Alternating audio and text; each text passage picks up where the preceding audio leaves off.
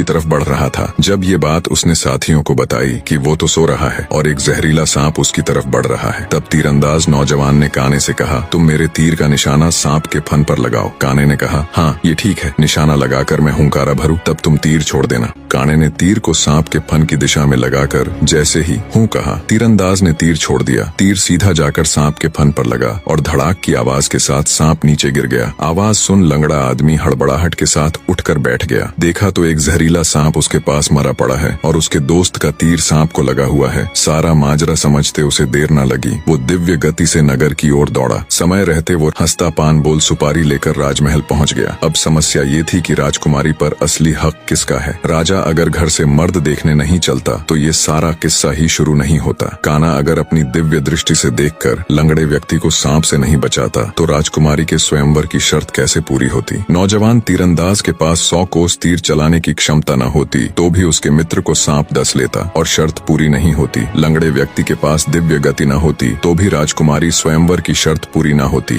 राजकुमारी का पति कौन होगा? जब इसके ऊपर उनमें आपस में सलाह मशवरा हुआ तो राजा को ही चुना गया, क्योंकि ये सारी कहानी ही उससे शुरू हुई थी। पर राजा ने अपनी सारी बीती बात बता कहा, मैं पहले से ही शादीशुदा हूँ, इसलिए मैं राजकुमारी से शादी करूँ इसका सवाल ही पैदा नहीं होता। मैं तो तुम सबका शुक्रगुजार हूँ मेरा खोखला वहम तोड़ने के लिए। काने ने कहा, मैं तो इंद्र के अखाड़े में अपनी परियों के साथ ही खुश हूँ और वैसे भी मेरे दिन अब उस ऊपर वाले को याद करने के हैं। बारी आई युवा तीरंदाज की। उसने अपने मित्र से कहा, मित्र, राजकुमारी के साथ तुम्हारा विवाह होना चाहिए, क्योंकि तुमने ही स्वयंवर की शर्त का सीधा पालन किया और राजमहल में शर्त अनुसार हंसता पान बोल सुपारी लेकर आए। इसलिए शर्त के दृष्टिकोण से देखें तो राजकुमारी पर तुम्हारा ही हक बनता है। तीरंदाज की बात सबको सही लगी और सबने सहर्ष सहमति जताई। लंगड़े व्यक्ति के साथ राजकुमारी का विवाह हो जाता है। सभी बहुत खुश थे। राजा सभी को अपने राज्य आने का निमंत्रण दे खुशी खुशी उनसे विदा लेते हैं। अपने मन में वो अब कभी रानी के साथ दुर्व्यवहार न करने की शपथ लेते हैं।